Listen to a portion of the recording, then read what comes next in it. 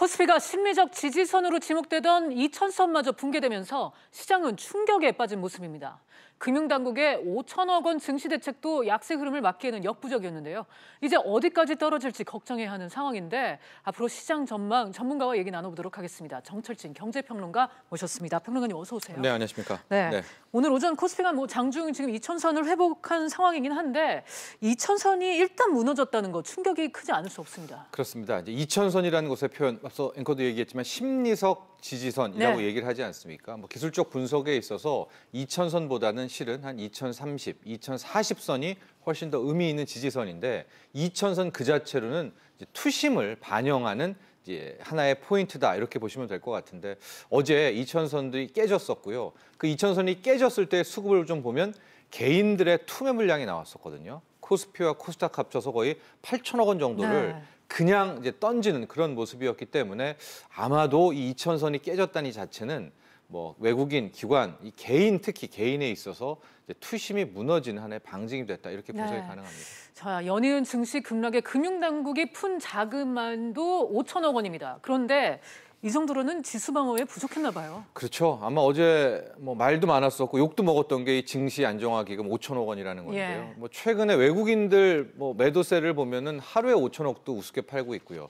이제 코스닥에서만 아마 스케일업 펀드라든가 이런저런 증권 기관들 꼽아서 5천억을 조성한다라고 하는데 어제 개인이 코스닥에서 3천억 순매도하지 않았습니까? 그러니까 1,000억씩만 하더라도 이 5천억이라는 자금 금방 소진이 되고 아마 이 5천억을 또 어떻게 매수하느냐에 따라서도 다를 텐데 지금 당국은 낙폭 과대했던 가치주를 사겠다 이제 이런 식의 얘기를 하고 있기 때문에 아마 이 5천억이라는 이 기금으로서 만에 하나 좀 더 떨어지게 되는 하락장을 막기는 굉장히 역부족으로 보입니다. 네, 여태까지 사실 하락장을 주도했던 것은 외국인이었습니다. 8거래일 연속 매도에 집중하면서 이달 들어서만 이제 4조 7천억 원이 넘게 이제 빠져나갔죠.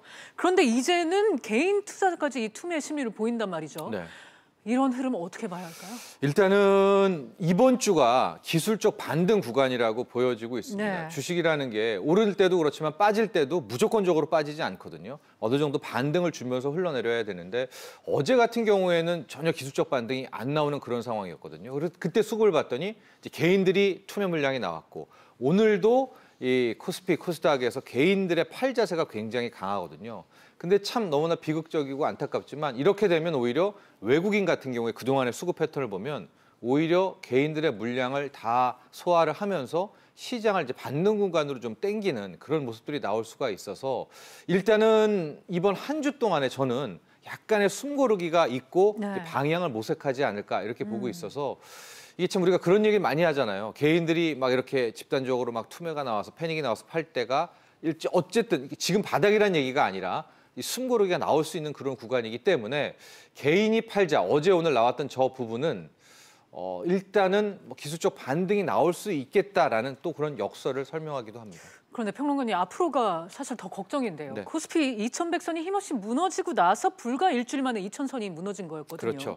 그럼 다음 지지선으로 지금 지목되고 있는 1950선, 1900선 지켜낼 수 있을까요? 그러니까 현재 기술적 분석은 큰 의미는 없다고 봅니다. 2000이 깨지면 그 다음에 1950에서 60이 있고요. 그 다음에 깨지면 이제 1870선, 1800선 때는 무려 5년 반 우리가 박스피에서 얘기했던 콘크리트 바닥이 있다 얘기하고는 있지만 아직까지 바닥이 어딘지 언제 사야 되는지에 대한 논의는 굉장히 섣부를 것 같고요. 특히 이제 만에 하나 이번 주에 정말 다행히도 기술적 반등이 좀 나와서 3, 4%, 5% 이상 오른다고 하더라도 이게 다시 추세를 바꾸는 거냐? 이것도 아닐 것 같습니다. 그렇다면 뭘 봐야 되느냐? 역시 재료를 봐야 될 것 같은데요. 최근에 이렇게 시장이 하락한 원인 중에 그 원인들의 해소 구간을 봐야 됩니다. 가령 미중 무역 전쟁의 장기화다라고 하면 이제 11월 말이죠. G20 정상회의 때 시진핑과 트럼프가 만나서 어쨌거나 뭔가를 해야 될 때까지는 시장은 안정화되긴 힘들다라는 것이고요. 두 번째 악재인 미국의 금리 인상 역시도 미국의 연준이 금리 인상에 대한 기조에 대해서 천천히 하겠다라든가 뭔가의 신호를 보내주는, 즉 현재 시장을 밀어버린 붕괴시키는 이 악재에 해소하는 무언가 힌트가 나올 때 이제 우리가 비로소 여기가 저점이다, 바닥이라는 걸 얘기할 수가 있는 거죠. 많이 빠졌다고 해서 아유 저 주식이 저렇게 빠졌으니 사야 되겠다. 이런 자세는 현 구간에서는 굉장히 위험하다 이렇게 보습니다. 그러면 지금 평론가님 말씀을 좀 정리해 보면 미중 무역의 장기화 뭐 이거 당장 해결될 수 있는 것도 아니고요. 예, 아니지만 네. 노력하는 뭔가의 흔적이 중요한 네. 거죠. 그럼 뭐 미국 금리 인상 기조 이건 뭐 꾸준히 계속 됐었고 그렇죠. 뭐 연말까지도 이어질 수 있는 건데 그렇다면 뭐 11월에도 지금과 같은 분위기가 이어질 수도 있다는 말씀인가요? 아, 예, 전 조심스럽게 아직까지는 이제 하락이 끝은 아니다. 만약에 기술적 반동이 구간 나오겠지만은 앞서도 말했지만 이 시장을 이렇게까지 뺐던 그 원인들의 해소, 완전한 해소가 아닙니다.